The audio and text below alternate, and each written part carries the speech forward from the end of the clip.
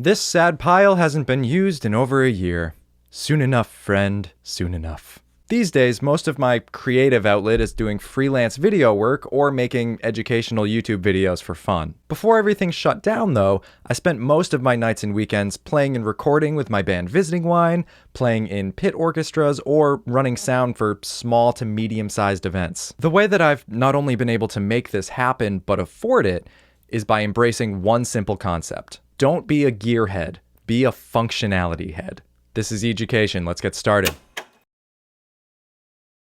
I've listed my primary sound system down below so that you can see what equipment I'm typically working with. What you'll notice is that there's a combination of entry-level gear, mid-range gear, and in some cases, prosumer level equipment. However, I can go into basically any live sound situation that I would reasonably find myself in, and know that I can do a good job just with the gear I have. Here are the ideas behind making that happen on a teacher's salary.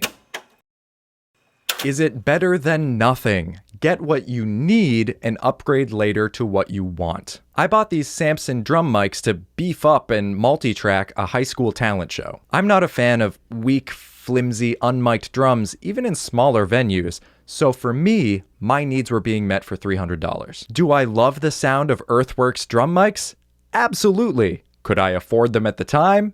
Heck no. If having a budget option is going to be more helpful than not having it at all, save the money for now. Plus, getting that entry-level equipment to sound good is going to make it all the more sweet when you do upgrade down the line. Along those lines, my band still uses cheap Behringer and Livewire DIs. I'll use my fancy DIs when I'm recording, bass for an album, but for the smaller venues, literally no one notices. That brings me to my next point. Will anyone notice if you don't tell them?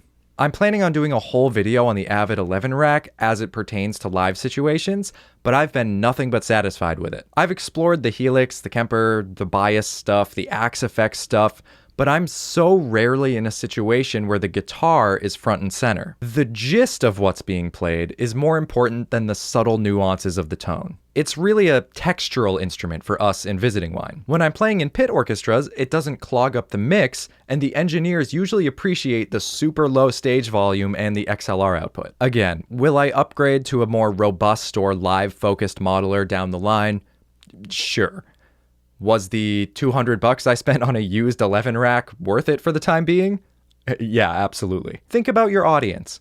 If I'm providing sound, it's usually for school attendees and their parents, taproom patrons, or fellow musicians who are usually responsible for doing their own sound. The compliments that we get the most as a band from non-musicians are that, yes, we're a lot of fun to watch and engaging, but also that the sound was full and filled the room, but wasn't unpleasant to listen to. When we're talking to musicians after a show, they're often surprised that the equipment we use isn't out of reach by any means. Just like in filmmaking, however, there are situations where having big flashy equipment is going to be important. When I'm rarely in those situations, I'll either rent something or I'll make it my big purchase for the year. If somebody's paying you and they're not going to be paying you enough that you can rent what you need, they're going to get what you have. To use a cinematography example, if a big name director is coming through and wants to shoot a music video and they want it to be shot on a RED camera, they're probably going to look for a videographer who markets themselves as shooting on a RED. Next, in the beginning, lean toward flexibility. About a year and a half ago, I upgraded from a Behringer X18 to an X32. I was always more than happy with the X18 though. Yes, the Midas designed preamps are a little noisy, and sometimes having literally no physical interface is a killer when you're on Wi-Fi and your iPad disconnects, but it also gave me full channel strips, bus processing, effects inserts, 6 individual mixes for our wireless in-ears, and multi-track recording to a laptop, all for like $400 to $500. That's another situation where, yeah, I could get a more warm, natural sound by using an analog board of the same price, but I was in a situation where having 16 channel strips, de-essers, and the ability to put limiters on our in-ear mixes was much more impactful. Now the X32 lives in the Visiting Wine gig rig, and I use the X18 for smaller, one-off jobs.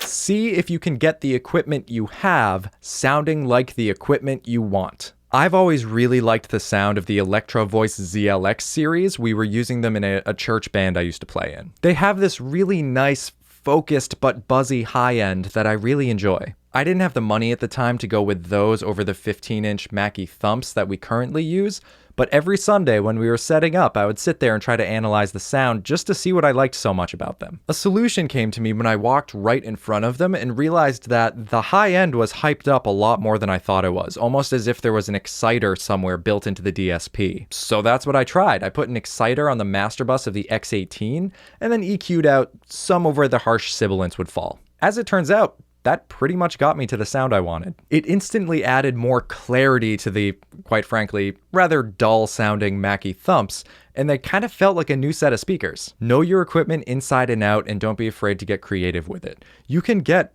good sound with entry-level equipment if you know what you're doing. If you do feel like you have to finance the integral pieces, do so wisely. Throughout the years, I've financed my speakers, I financed my subs, I financed the X32, as well as some other stuff. The two rules that I follow when I am financing equipment are only use long-term zero-interest financing and don't buy anything that I couldn't immediately just pay off if I had to. Divide the total price by the financing period, and then add $5 or $10 a month just to make sure that it's paid off like 2 or 3 months in advance. The nice thing with a lot of the store-based cards is that if you finance something for 4 years interest-free, you can't then also finance something for 2 years without having to pay both of them off in 2 years. It really helps quell the temptation to finance more equipment until you've paid off what you are already financing.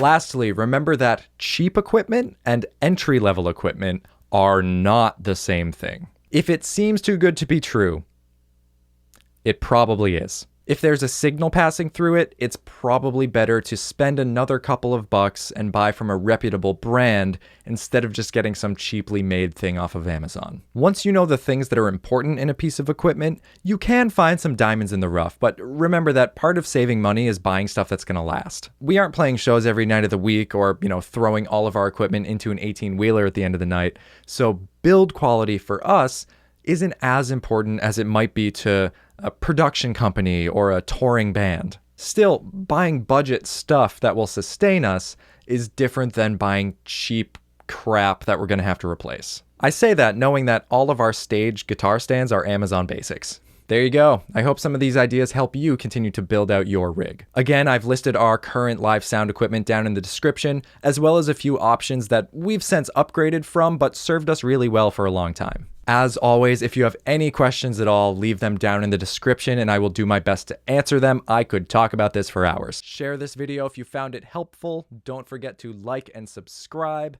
Thank you for stopping by, and I will see you next time.